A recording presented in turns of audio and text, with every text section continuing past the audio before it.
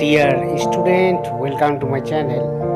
তোমরা যারা এখনও পরীক্ষার রুটিন জানো না, পরীক্ষার রুটিনটা দেখে নিও। তোমাদের বিএ ফার্স্ট সেম, যাদের মেজর মাইনর এমডিসি এসিসি রয়েছে, তাদের পরীক্ষার রুটিন কিন্তু অলরেডি দিয়ে দিয়েছে। তোমাদের সামনে 11 তারিখ থেকে পরীক্ষা শুরু।